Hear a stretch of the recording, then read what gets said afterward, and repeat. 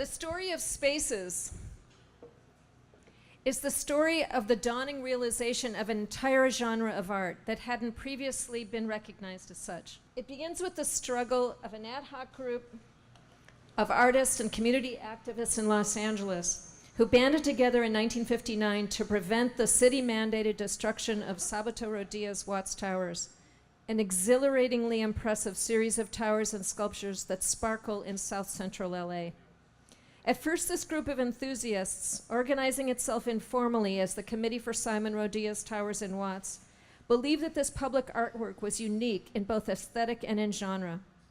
As the initial success of that first campaign gave way to a more sustained involvement with the Watts community, bringing art classes to local children, and looking for ways to link the inspiration of the towers to improving lives in the ghetto, Seymour Rosen, a photographer and one of the early members of the CSRTW, began finding evidence of other idiosyncratic sculptures, monumental either in scale or in number of components, first in other out-of-the-way places in Southern California, and then further north as well. This must be a California phenomenon, he reasoned, assuming that the post-war impulse to move to a place so radically different from the old cities of the Northeast and the Midwest would include its share of radical thinkers, makers, and builders. Rosen, who was piecing together a living by documenting contemporary art installations at the Ferris Gallery, photographing the Los Angeles Museum of Art's entire permanent collection, teaching classes and leading workshops at the Barnsdall Art Center, and documenting a variety of other art-related activities around Los Angeles, began to focus his free time on what he called folk art environments as a way to differentiate them from the increasingly popular public environments and installations created by mainstream artists. While we no longer use that descriptor, as in many cases these unique spaces are the very antithesis of the community-driven shared aesthetics and techniques that characterize folk art, we understand that by calling attention to their distinctiveness while trying to fit them into the categories that we then had in the art world, Rosen was beginning to formulate the identification of a completely different genre. So Spaces grew and grew, and its efforts expanded both physically and conceptually. It was incorporated formally as a nonprofit organization in 1978, and already by then, although its collections were heavily weighted towards art environments in California and the West, Rosen had realized that this wasn't a California phenomenon at all, but rather was not only national, but international in scope. And while in so many ways he was the most unlikely person to found an archives, his organizational gene was sorely lacking. He persevered, following leads to new sites, funding sources, and ways to interest wider groups of the public in these compelling sites, with which he had become increasingly obsessed. Seymour and I began working together in the early 1980s, and we co-curated an exhibition on California art environments in 1985 called Divine Disorder at the museum in California that I served as director. During a period in the mid-1990s when I was freelancing as a museum curator and management consultant, I took on development responsibilities for Spaces, and by 1999, I was substantially broadening Spaces' international outlook through my work in Spain and France. As Seymour began to sicken in the early 2000s, we talked of future steps, and we outlined priorities for when I would succeed him as director of Spaces after his death 11 years ago this month.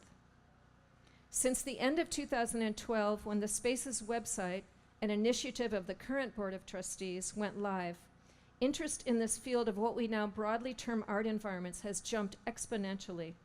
Literally hundreds of supporters, from rigorous researchers to casual photographers, have shared their photographs, their texts, and their tips with us, turning the website into a crowdsourced resource that is available internationally.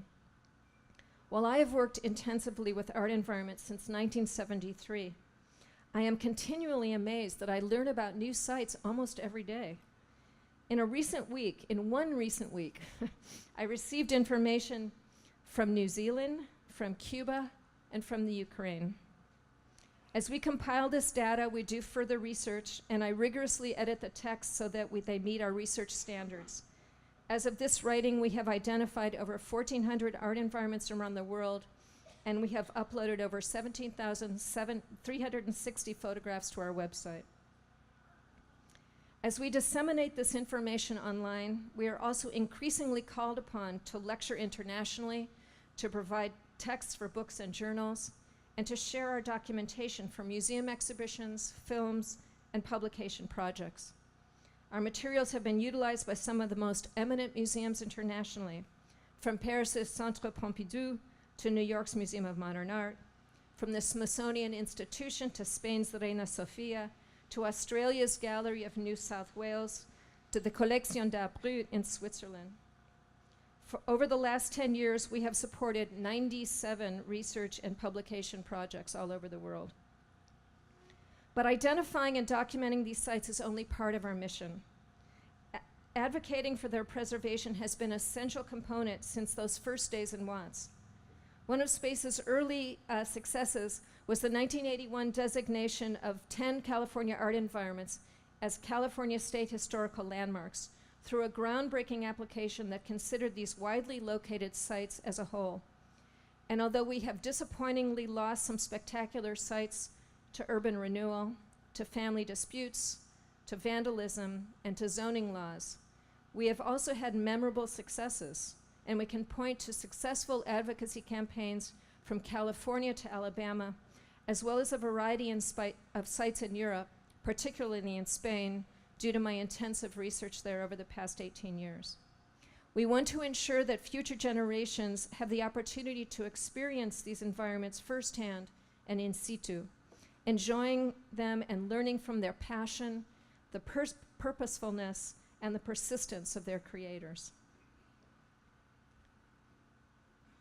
And now it is time for the next step in Space's journey. From Seymour's crammed apartments in Los Angeles to the Creekside offices in Central California, and then packing again, to now much more expansive facilities as part of the Kohler family.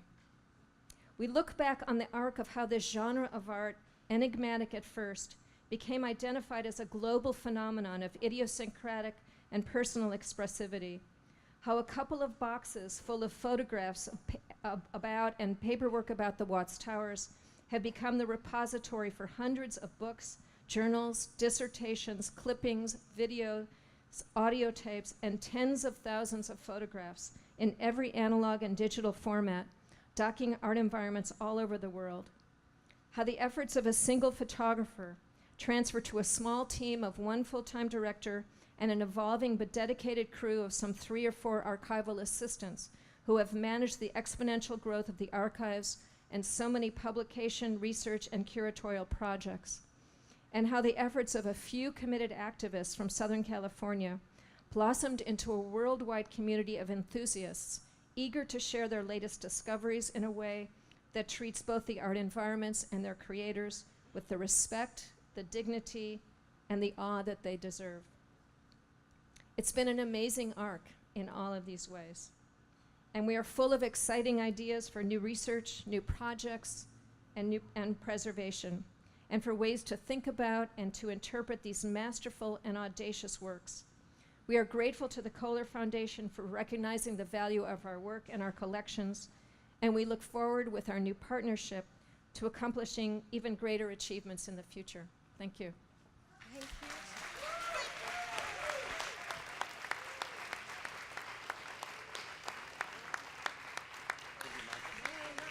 I think it's Stacy. So Stacy Muller, our chief archivist at Spaces Aptos, will now present Spaces data, I think. Yeah, well, a little bit, yeah. So I do not have such a formal presentation. I actually just wanted to talk a little bit about my experience at Spaces. A little bit more? Okay, good. Okay, thank you. I'm going to move this forward. This is my daughter, Ava. Ava was 6 years old when I started working at Spaces. And she came in, I have 2 children. Ava came in at 6 years old and was completely enamored with the art and the art environments and the work that I was doing. We had the dolls from Prisby. We had Charlene, who you saw up in the display at the Kohler Foundation, and she was completely enamored. And then I had my son, who came in, who was a little bit older than her, and was totally frightened by these dolls and characters that he saw and never wanted to come to work with me again. So it goes to show that everyone's different, and some people kind of can embrace art environments and the things that come from them and things that they can't. So when I came into Spaces in 2010, I was faced with this archive that Joe had described to me as a very small archive. She's like, oh, it's a small archive, and you know, it's nothing compared to what you've been doing in the California room for San Jose Public Library. And I came in and I said to her, this is not a small archive. We have about 70,000 images that Seymour took when you come down to it, between the negatives and the slides and the prints and things like that. We have thousands and thousands of documents that document art environments from all over the country, from all over the world. So our mission has been really to get it out there. When I met with the board, their vision was really, we want to make sure that this is not just in Aptos, California, where no one can access it, but we want to make it alive and real for everybody. And so that's why we started the website, and that's why we started digitizing. Since 2010, we've digitized about 26,000 documents, which are available on our website. Of those 70,000 images, I want to say we're about 50% through digitizing them, which is pretty great. Not every single one of them is on our website, but we've documented them all, and same with the documents, so that now that they're coming to the Kohler, they will have the metadata to be able to put them in some sort of database that will make them more accessible for everybody. And I think that's extremely, extremely important. You know, my experience working with Spaces has been incredible. I really was not that familiar with art environments when I came in. I have to be honest, I knew about Watts Towers, but I wasn't familiar with all that came with it and all of the environments that were out there. And I have so many personal stories that are incredible. I mean, Irene Hall's granddaughter calling me and saying, you have a picture of my grandmother that I've never seen. Can I get a copy of that? I mean, that was like, you know, I mean, I almost started crying on the phone just listening to her. Like, you know, she was so grateful that the website was there and she was able to find it, which is just amazing. I've met some incredible people being the archivist. I met Fred Scruton tonight for the first time, and I've been talking to him over email for 7 years. So I was pretty stoked tonight. Larry Harris, I saw Jason Church, and you're in here somewhere. There you are. I saw you speak this morning, and I thought, there's Jason Church. I remember having an email conversation with him. So it's pretty exciting. Of course, I've had my favorites. I really love the dolls. I love Irene Gibson Hall. I love Grandma Prisby. I love the miniatures. Henry Warren. I love Henry Warren. And then, of course, the whirligigs. Oh, my goodness. Again, I went to that talk this morning where Vala Simpson and those pictures, and it was just, I'm getting chills just even thinking about the talk this morning. It was just so wonderful. So anyway, I wanted to show you, I don't have a lot of time to talk. I wanted to do a short talk. So working in the archives, of course, we had the artwork that came here for the show. And the artwork was very personal for me because I was around it every single day for 7 years, and as was my daughter. So here she is with some pieces that you saw on the show, of course, in the last couple of days. There's some of the dolls that my daughter absolutely loved and my son was absolutely terrified by.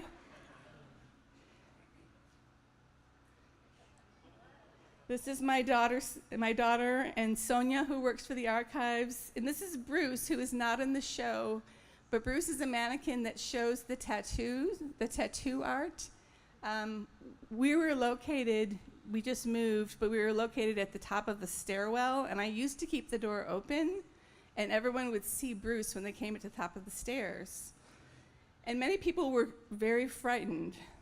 There's a lot of psychiatrist's office in our building, and people were not prepared to deal with Bruce. So I eventually had to shut the door.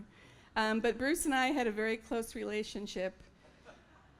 And as you can see here, I love Bruce with all of my heart, and I miss him dearly. I hope that Kohler, you take good care of him. That's all. Thank you. Well, hello, everyone. I'm John Foster. I'm on the board of Spaces, and I'm going to talk to you tonight about our journey of building a website that was built to encompass so much material. In the beginning, we had no idea what we were getting into. So, about 8 years ago, Spaces began meeting to decide, among other things, how best to present our nonprofit to the world. Realizing that so much of the Seymour Rosen archive was in file cabinets, folders, we realized pretty quickly that if we were to extend his mission and message, we had to be on the web. And there was no website. Of course, we wanted to get spaces.org, but it was squatted on by someone, darn it. So we ended up getting spacesarchives.com.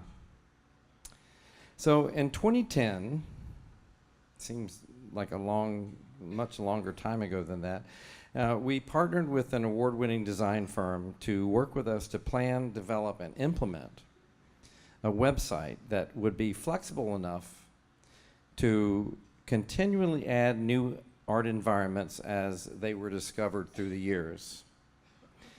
I've had talks with the designers and the design team, and the first hurdle was determining how the site would function not just in 2010, but in 5 or 10 years from then.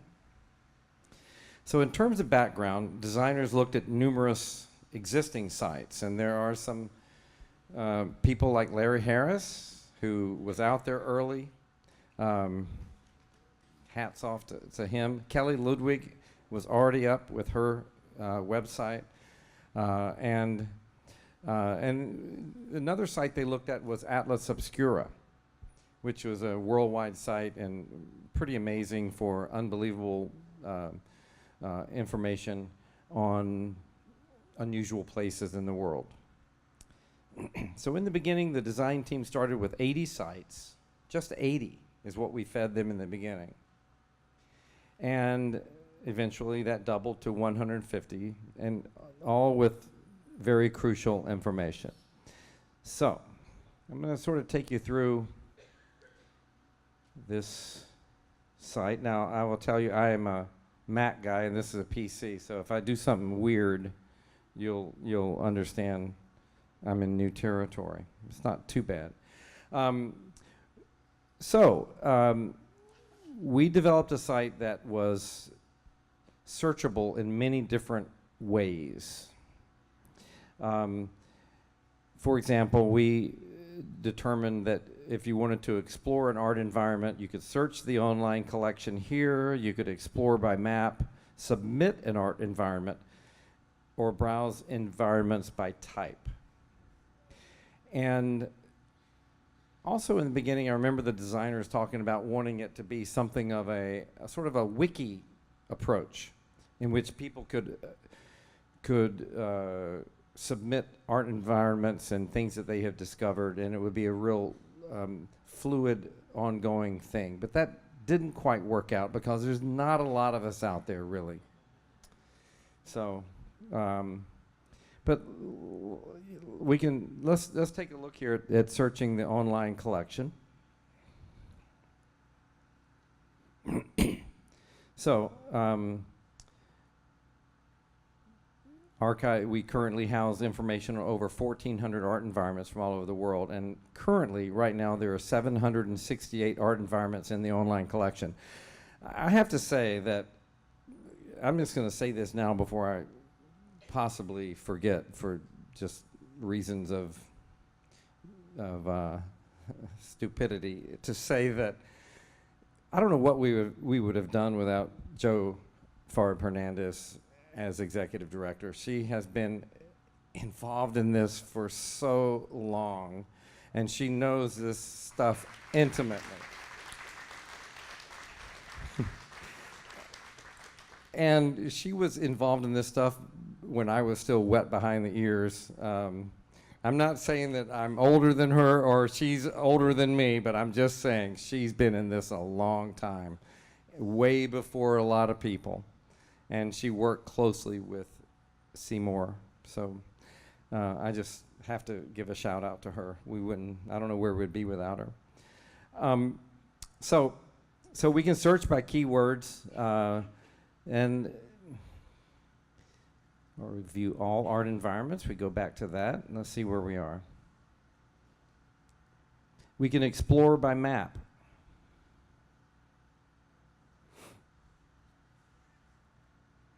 I'm at the mercy of the web, of the internet.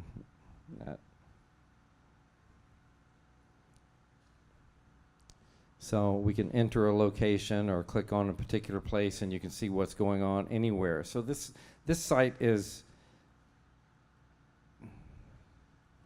very slow to load, but in depth. I'd like to take you now to, as you can see here, it is chock full of environments. People can search intuitively.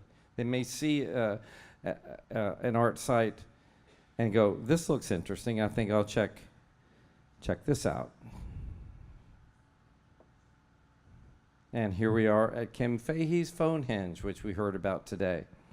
And we have images uploaded.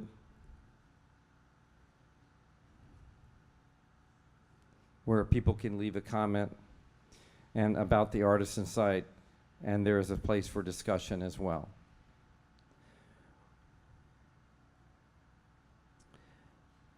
Okay. Now let me go back to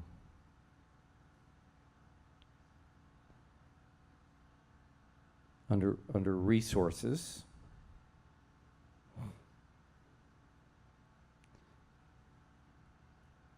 We developed a toolbox, and let me find that, Saving and Preserving Toolbox. This was developed by Lisa Stone, who really put a lot of work into this. I'm sorry? And Rich Gabe. Yes, thank you. And so it was designed to help anyone to have the resources to go into and how to save and preserve a local art environment that you might be that's in your area. So it's all the steps, what to do, what elements are to be considered in preparing to launch a preservation site, all of the things that you'll need to navigate that world if you're involved in that complicated effort.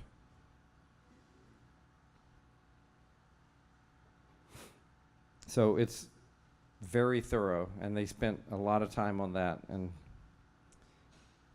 so one of the latest things we developed was this new information bar at the top.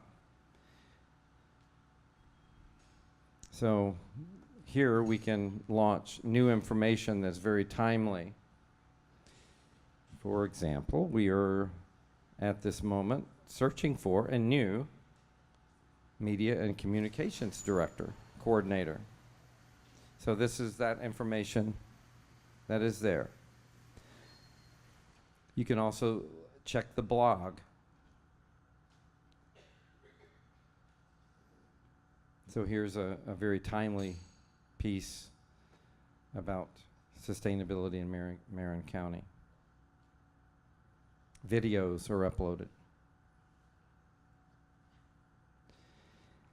It's a deep, deep site that we've all worked very hard on.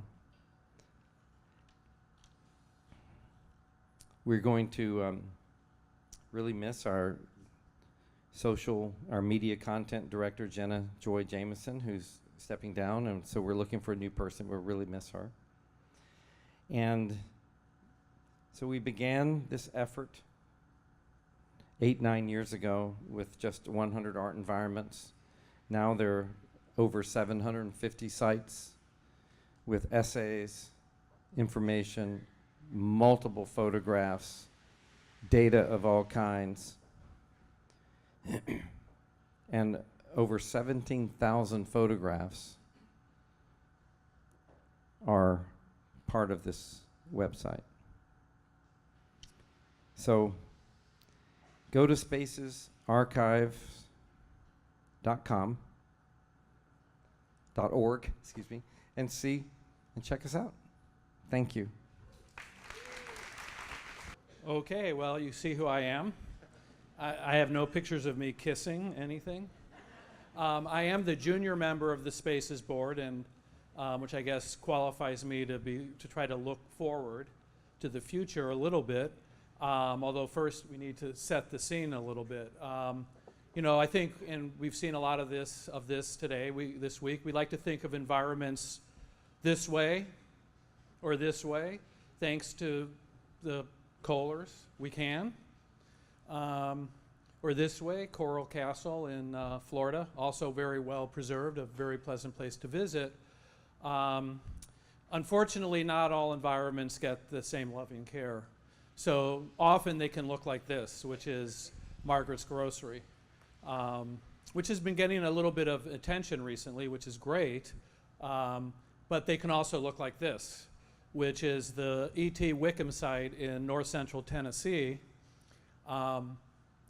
which this photo is probably 25 years old. The ruination is probably worse.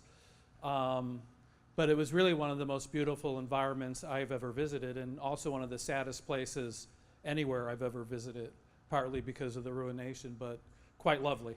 Or they can look like this, which is the Cross House in Chicago, Illinois, which I'll come back to in just a minute. We know that when art is outside, it will decay, and if uncared for, will vanish. Even if cared for, it can decay and vanish. So spaces, to me, much of the value of spaces is where we can compile all that we know about these sites, whether they're extant, non-extant, or otherwise. And the incredible power of the internet is that it gives us access. Whether we're using it for entertainment, for education, for trip planning, which it's very good for, and for research, which is, in many ways, the most important function it will serve in the long run, as a easily worldwide accessible location to find out what we hope will be everything there is to know about these environments. So you've already heard this now multiple times. I will point out it is a monumental task as a web publishing professional myself and a web publishing amateur in my off hours.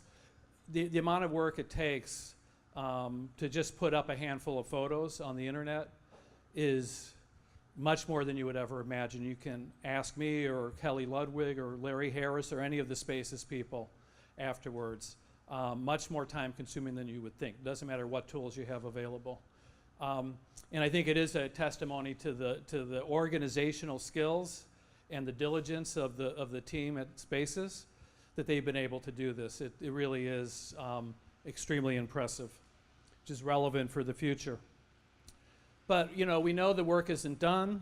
As Joe says, new sites are being discovered, new source material is arriving all the time, new photos are being posted. These are just recently added from the website. And we know there are hundreds of sites that still need to be added online. Some of them are new discoveries, or at least new discoveries in the Spaces world. The two on the right are from Italy. The one on the left is newish discovery. That's in Ohio. If you like Jesse Howard, you would like that house. a little more single-minded in his craziness, but it's really a fascinating location. I had the good fortune to see it last year. This is the Cross House as it was in Chicago. That is a lovely Jim Zanzi photo. Thank you, Jim. That was the owner's car in front. Very important site in Chicago. I mean, if you were interested in this kind of work in Chicago, you went by the Cross House, and it's completely gone. It's vanished. And this is relevant to the future of the Spaces website. It's not on the website, which frustrated me when I was looking for a photo for this presentation and for some other work I'm doing.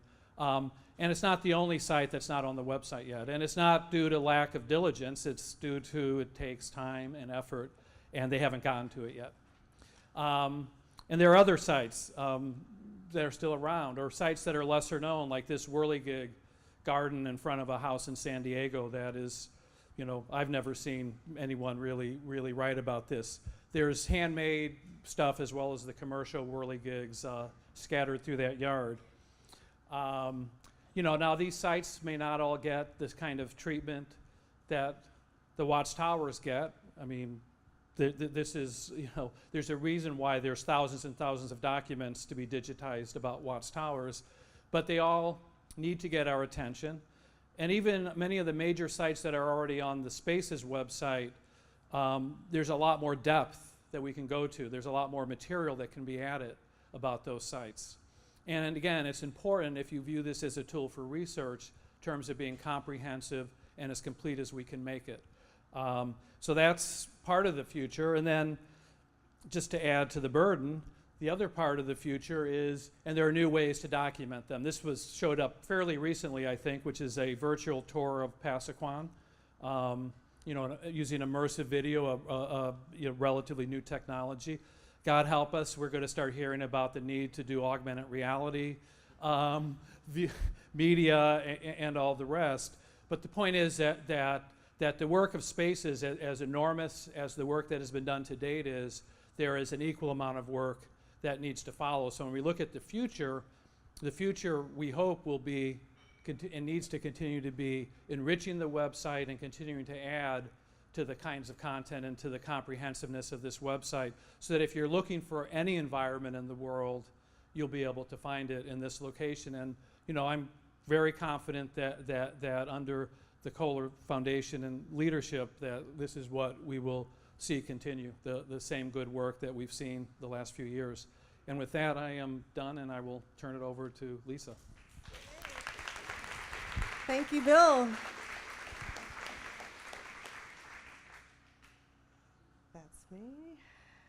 And so it shouldn't be news to anyone at this point in the conference that I'm really interested in the way contemporary artists are responding to art environments. And I just wanted to show some work from some artists who have responded to work that is not necessarily known in art schools and so forth in this genre, and that is quite marginalized in other ways. And works of art by students who are seeing works on Spaces website. They're not experiencing the sites in person in situ. They're seeing photographs and information on the web or in class lectures or otherwise. So I just thought I'd go through a few things and talk about the kinds of ways that artists pick up on and respond to visual material that they see and absorb and think about and organize and then make work out of. Someone that's a former student who had lost part of her whole family in a tragedy, just by being in a class and looking online and seeing that Emery Blagden's healing machine existed. It gave her a lifeline and a rope back to, through a long process of healing. And she did beautiful work, quite a wonderful large book, just based on seeing things online on Spaces website. Other things are more ephemeral. Edward Cabral, who is actually very talented cake maker, and we have really good projects, and sometimes they're edible. In class, just made this really great cake from the Watts Towers. Or students that are seeing things that are really sublime and very replete, and then just in a glance making another representation of that kind of thing. And I'm really just concerned about the kind of generative possibility of working with this genre, of having the Spaces website, of having all of the things that Spaces Aptos has done, that Spaces Kohler is assuming that we're doing as a partnership for a while till it all moves over to Wisconsin. And just to know that there are so many ways. It's not always the technical aspects of preservation. It's not always the political. It's not always the real estate. It's not always whatever Terry does day by day. But it's students looking at these things. And again, I'm saying none of these students have seen any of these sites in person. They're just responding to the material as the history of art. And I will have to tell you that students are dumbfounded by Loy Boland's Holy Beautiful, beautiful Holy Jewel home in so many ways. We've got another cake on the left. We have many students. I don't know why students just see this image online and then they have to go home and buy some glitter and do it. And they're like, then they tell you how hard it is to do it. That is not easy. I have not tried it yet. Oh shoot, this slide is really weird. But Molly O'Connell, you can see a little bit in this slide, has become Rhinestone, and with any luck, this will work. She also wrote a song and recorded it. Rhinestone. A little bit. Cowboy. Here we go.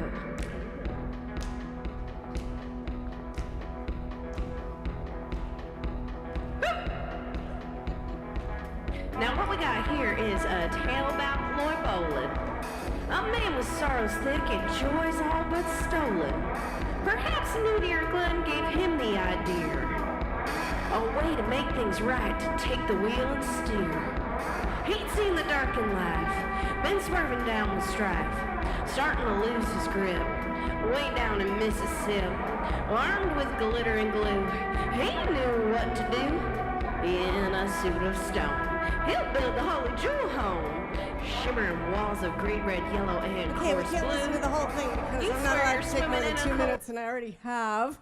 But then we also have students that do things like in a real life kind of specific way, like Jonas Saburis and his wife Emily using the text on Jesse Howard's My Family record for their wedding vows. That's deep.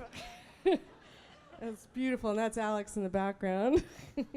Or Alex Gardelman and Joseph Sabura being so inspired, not just by Jesse Howard, and that connection is really obvious, but by a lot of other aspects which they considered to be really sacred spaces, really charged personal spaces. So they created this I don't even know if I'm supposed to call it a skateboard ramp. It's called Church. That was on view at the John Michael Kohler Arts Center a couple of years ago, but very informed by, as you can see, Jesse Howard.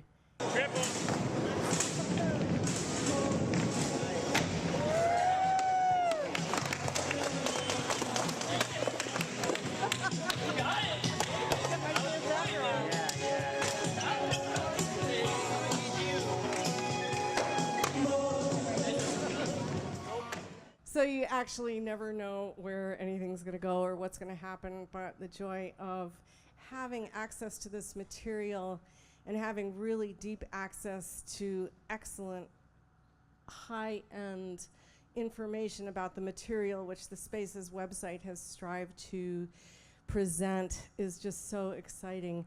I love here how Xuan Go wrote, "It is happy to find out that there are lots of artists keeping their dream and never stop building their dreaming space or even using their entire life to finish their wonderland. She was so moved by seeing images online of Leonard Knight's Salvation Mountain. She became Salvation Mountain. So with that, I will turn this over to Terry Yoho and Karen Patterson, I think. And we are celebrating this wonderful partnership and transfer of Spaces Aptos to Spaces Color. And I couldn't think of any better outcome, past, present, or future for this. Thank you, Lisa.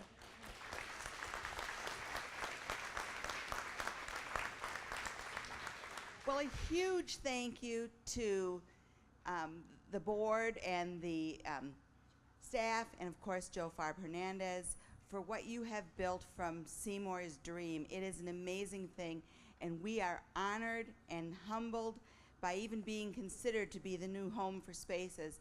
And we make a sincere promise that through this strategic alliance with the John Michael Kohler Art Center, we are going to make this as seamless as possible, but to continue to develop and grow Spaces so that it is just a viable and tool that you use every day in your lives for work, but for fun too.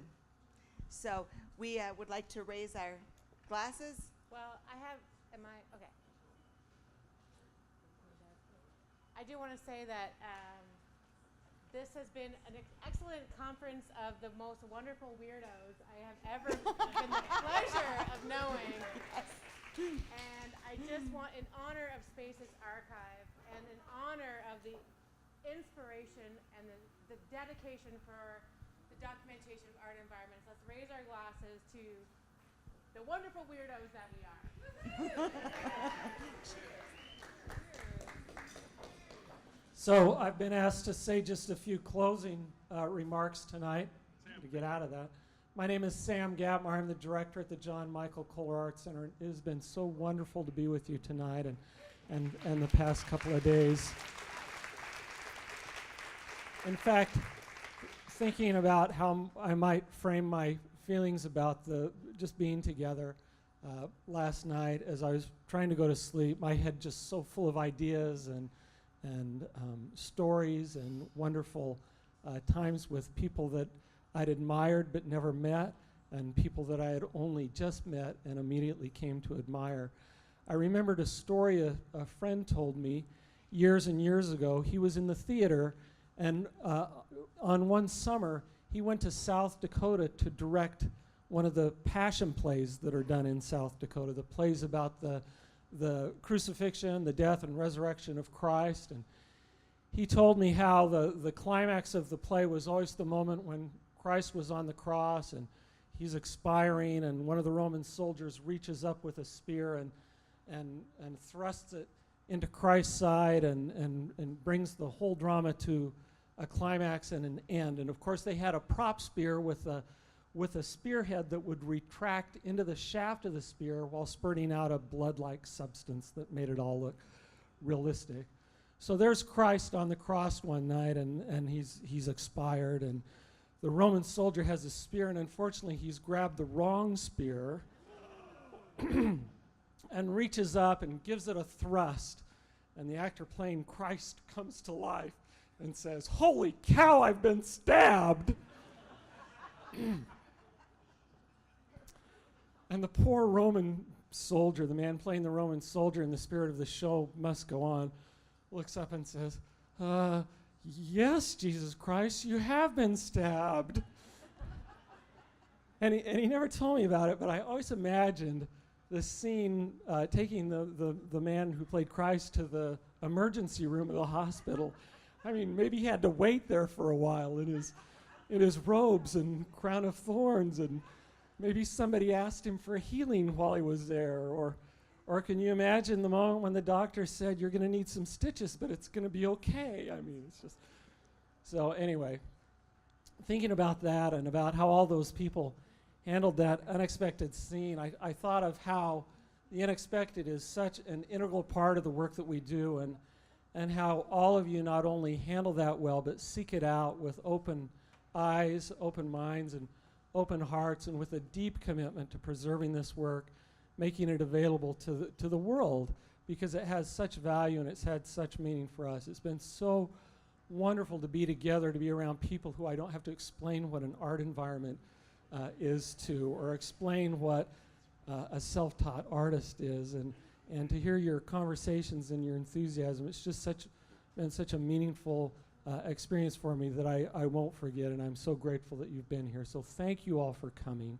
We look forward to one more day together, and then we all wish you safe travels and happy adventures as you continue in your good work.